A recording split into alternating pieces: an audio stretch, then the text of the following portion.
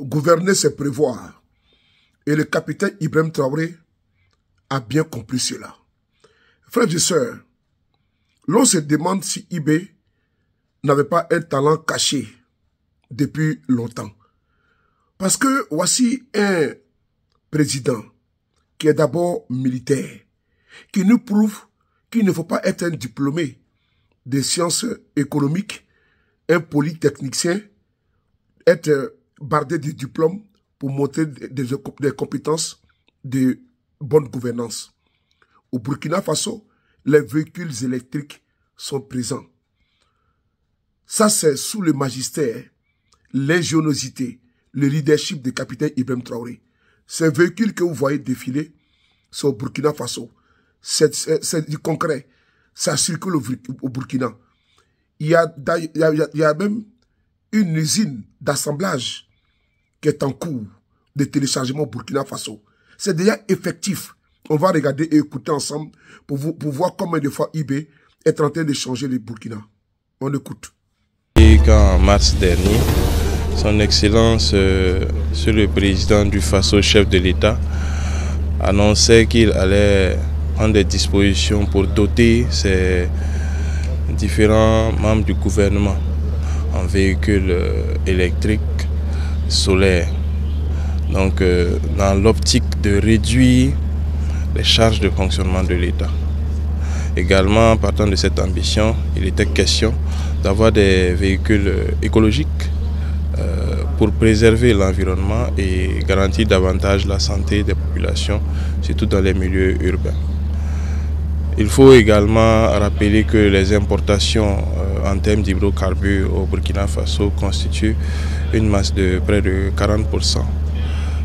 Donc ce qui contribue fortement à détériorer la balance commerciale à travers la sortie de devises.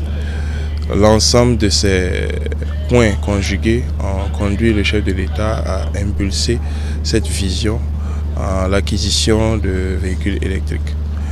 Il est donc important de noter qu'à travers ce message en mars dernier, le Fonds burkinabé de développement économique et social a entrepris des travaux et est actuellement en partenariat avec une start-up qui va installer une unité industrielle d'assemblage de véhicules électriques entièrement réalisée ici, des véhicules montés localement avec des Burkinabés.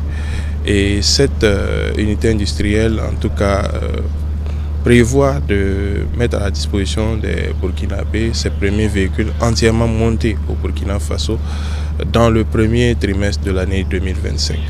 Il y a également des personnes et des groupes qui ne sont pas restés insensibles à la vision du chef de l'État. C'est en ce sens que M. Liu Bao, président directeur général de Yunhong Group, a entendu le message du chef de l'État et à travers ce partenariat entre le secteur privé et l'État, a bien voulu faire un don gracieux de 53 véhicules électriques d'une valeur approximative de 1,180 milliard de francs CFA. Donc à ce jour, une trentaine de ces véhicules a été réceptionnée et nous attendons les restes dans les jours à venir. C'est l'opportunité pour moi de saluer en tout cas ce partenariat très intéressant. Nous avons reçu ce matin au nom du chef de l'État des véhicules électriques qui vont être utilisés par les membres du gouvernement. Cela montre la volonté du chef de l'État de faire en sorte que nous puissions d'abord travailler à protéger notre environnement parce qu'il s'agit bien de véhicules écologiques, mais également travailler à réduire le train de vie de l'État parce que vous savez que les véhicules que nous utilisons, la consommation de carburant est très élevée. Donc avec ces véhicules électriques, ça va permettre véritablement de réduire le train de vie de l'État et de faire une transition vers les véhicules écologiques de façon générale.